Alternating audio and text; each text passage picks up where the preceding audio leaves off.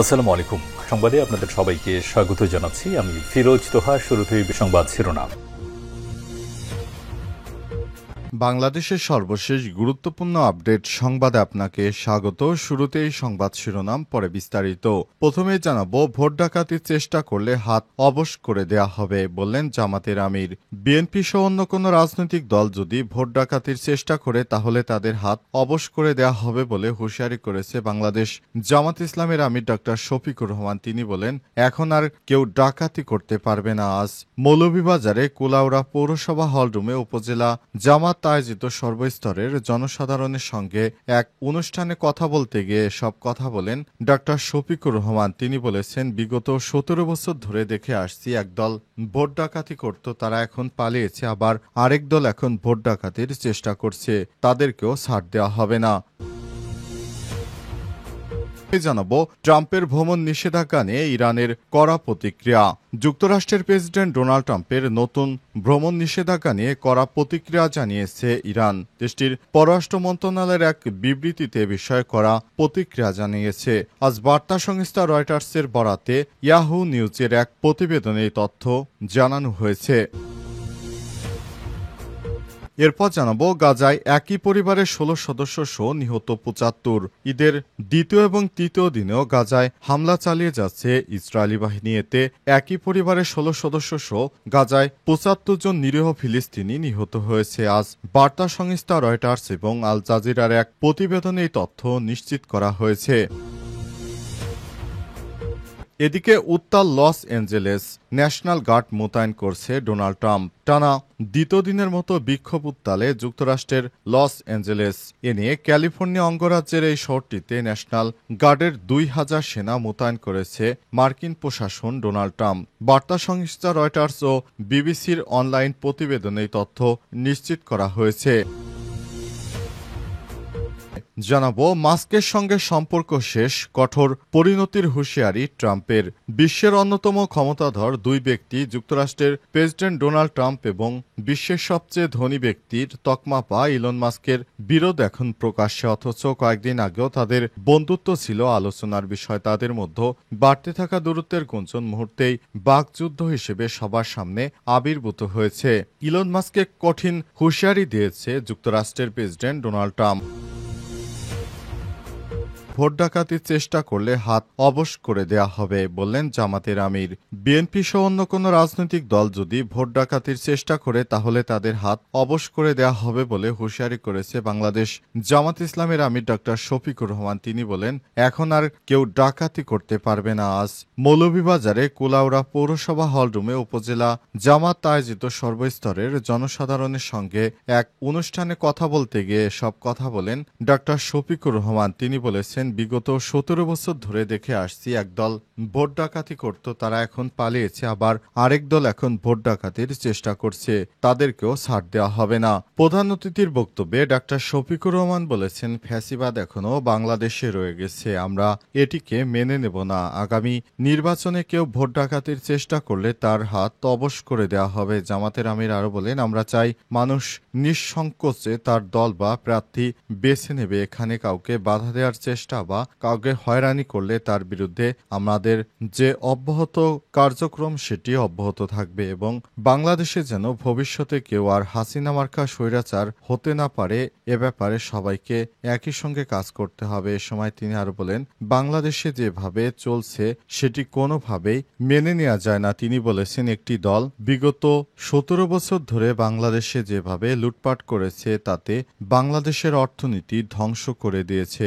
আবার নতুন করে আরেকটি দল ক্ষমতায় আসার আগেই তারা যে কর্মকাণ্ড শুরু করেছে সেটি দেশের জনগণকে বিস্মিত করেছে। মজলুম কিভাবে জুলুমবাজ হয় সেটি তাদের দিকে তাকালেই দেখতে পাওয়া যাবে। এ সময় তিনি আরো বলেছেন, বাংলাদেশে যারা রাজনৈতিক দল রয়েছে বিগত ৫৩ বছর ধরে বাংলাদেশে তারা অনেক নির্বাচন দিয়েছে, কিন্তু প্রকৃতপক্ষে তারা নির্বাচন দিয়ে কোনো কিছুই করতে পারেনি। তাই এবারের যেনতেন নির্বাচন আমরা মেনে নেব না। এবার নির্বাচন হতে হবে সুষ্ঠু, জবাবদিহিতামূলক এবং অন্তর্বিভক্তিমূলক। নির্বাচনের মাধ্যমে কেবল আমরা আমাদের প্রার্থীকে বাছাই করতে পারব, তাছাড়া সম্ভব নয়।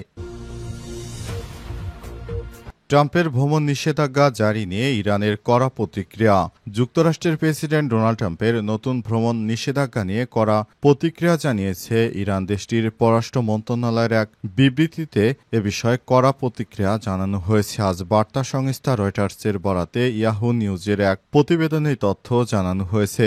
পররাষ্ট্র মন্ত্রণালয় জানিয়েছে নিষেধাজ্ঞা শুধু ইরানি জনগণ নয়, বরং পুরো মুসলিম বিশ্বের প্রতি গভীর শত্রুতার পরিচয় বহন করে।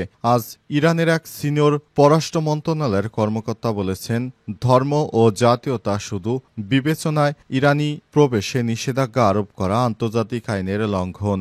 এটি আমেরিকান নীতি নির্ধারকদের মুসলমান ও ইরানিদের প্রতি গভীর বিদ্বেষেরই প্রতিফলন। ট্রাম্পের ঘোষণার ভিত্তিতে আজ 12টি দেশের নাগরিকদের যুক্তরাষ্ট্রে প্রবেশে নিষেধাজ্ঞা কার্যকর করা হবে। এই দেশগুলো হল আফগানিস্তান, মিয়ানমার, চাদ, কঙ্গো প্রজাতন্ত্র, Equatorial Guinea, Eritrea, Haiti, Iran, Libya, Somalia, Sudan এবং ইয়েমেন। ট্রাম্প দাবি করেছে এই নিষেধাজ্ঞা বিদেশি সন্ত্রাসীদের হাত থেকে যুক্তরাষ্ট্রকে রক্ষা করার জন্য প্রয়োজনীয়। তবে সমালোচকরা এটিকে তার পূর্ববর্তী প্রশাসন এর সময় নেওয়া মুসলিম প্রধান দেশের নাগরিকদের উপর আরোপিত ভ্রমণ নিষেধাজ্ঞার পুনরাবৃত্তি হিসেবে দেখছেন।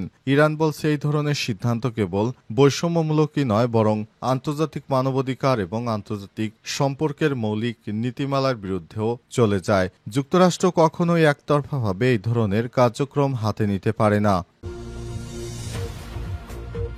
গাজায় একই পরিবারের 16 সদস্য সহ নিহত 75।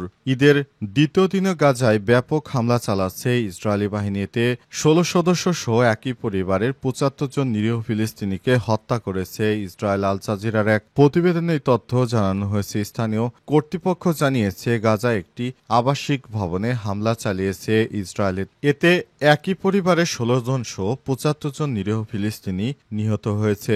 যুক্তরাষ্ট্র এবং দখলদার ইসরায়েল মিলে এসব হত্যাযজ্ঞ চালাচ্ছে, কারণ পশ্চিমারা এ পর্যন্ত 200টির বেশি অস্ত্রের চালান ইসরায়েলকে দিয়েছে। আর এই সব অস্ত্র দিয়ে ইসরায়েল গণহারে ফিলিস্তিনি নিরীহ মানুষদেরকে হত্যা করছে, যেটি কোনোভাবেই কাম্য নয়। যুক্তরাষ্ট্র যে অস্ত্রগুলো এখানে প্রয়োগ করছে সেগুলো আসলে অত্যন্ত ভয়ঙ্কর অস্ত্রশস্ত্র। সেগুলোর মাধ্যমে নিরীহ ফিলিস্তিনিদেরকে দেখামাত্র গুলি চালাচ্ছে দখলদার ইসরায়েলি বাহিনী। এসব গুলিতে সাধারণ মানুষ মারা যাচ্ছে। স্থানীয় বাসিন্দা আহমেদ কাহিল বলেছেন, আমরা ঘুম থেকে উঠলাম, বোমার শব্দে, ধ্বংস চিৎকার এবং আমাদের উপর পাথর পড়ছিল।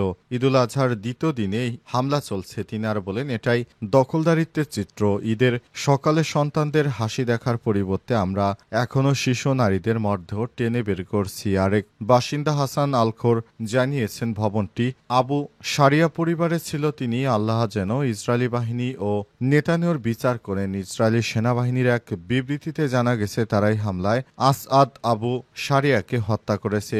ইসরায়েল দাবি করেছে তিনি 2023 সালের 7 অক্টোবর হামাসের নেতৃত্বাধীন ইসরায়েলি আক্রমণে অংশ নিয়েছিলেন এবং তিনি মুজাহিদিন ব্রিগেডের প্রধান ছিলেন। হামাস এক বিবৃতিতে জানিয়েছে, আসআদ আবু সারিয়ার মৃত্যুর বিষয়টি নিশ্চিত করেছে। তারা জানিয়েছে এই হামলায় তার ভাই আহমেদ আবু সারিয়াও নিহত হয়েছে। বিবৃতিতে একে নাগরিকদের বিরুদ্ধে একের পর এক নৃশংস গণহত্যার অংশ বলে উল্লেখ করা হয়েছে। উত্তর লস অ্যাঞ্জেলেস ন্যাশনাল গার্ড মোতায়েন করছে ট্রাম্প। টানা দ্বিতীয় দিনের মতো বিক্ষোভে উত্তাল যুক্তরাষ্ট্রের লস অ্যাঞ্জেলেস। এ নিয়ে ক্যালিফোর্নিয়ার অঙ্গরাজ্যটিতে ন্যাশনাল গার্ডের 2000 সেনা মোতায়েন করেছে ট্রাম্প প্রশাসন। বার্তা সংস্থা রয়টার্স ও বিবিসির অনলাইন প্রতিবেদনে এই তথ্য নিশ্চিত করা হয়েছে। বিবিসি বলছে, নথিবিহীন অভিবাসীদের ধরতে শুক্রবার থেকে অভিযান শুরু করে দেশটির প্রশাসন। তা নিয়ে শহরটিতে বিক্ষোভ শুরু হয়। বিক্ষোভ রূপ নেয় সংঘর্ষে, আর এটি ঠেকাতেই ন্যাশনাল গার্ডের সেনা মোতায়েন করা হয়েছে। আজ হোয়াইট হাউস এক বিবৃতিতে জানিয়েছে, রাজ্য যে অনাচার বৃদ্ধি পেয়েছে তা মোকাবেলা করার জন্য ট্রাম্প রক্ষীদের মোতায়েন করেছে। তবে ট্রাম্প প্রশাসনের এমন সিদ্ধান্তে নাখোশ ক্যালিফোর্নিয়ার গভর্নর গ্যাভিন নিউসম। সামাজিক যোগাযোগ মাধ্যম টুইটারে ডেমোক্রেট এই নেতা বলেছেন, রিপাবলিকান প্রেসিডেন্টের এই পদক্ষেপ উদ্দেশ্যপ্রণোদিতভাবে উস্কানিমূলক এবং এতে কেবল উত্তেজনায় বৃদ্ধি করবে। আল জাজিরার প্রতিবেদনে বলা হয়েছে, লস অ্যাঞ্জেলেসের দক্ষিণে আজ বিক্ষোভের সময় কয়েক ডজন বিক্ষোভকারীদের সঙ্গে সঙ্গে সংঘর্ষ হয়। ফেডারেল এজেন্টদের তারা বিক্ষোভকারীদের লক্ষ্য করে টিয়ার গ্যাস ছুড়ে। এছাড়াও রাতে Los Angeles immigration and customs enforcement আইসির সঙ্গে বিক্ষোভকারীদের সংঘর্ষ হয়। আইসিওর এজেন্টরা শহরের বিভিন্ন স্থানে অবৈধ অভিবাসীদের ধরতে অভিযান চালায়। সময় সংঘর্ষ হয়। অভিযানে আইসিওর অন্তত 44 জনকে গ্রেপ্তার করা হয়েছে। দখলদার ইসরায়েলি বাহিনীকে সহায়তা করার পরই বড় ধরনের এই সহিংসতা ছড়িয়ে পড়েছে যুক্তরাষ্ট্রে। এখন নিজেদেরকেই বাঁচাতে পারছে না মার্কিন যুক্তরাষ্ট্র।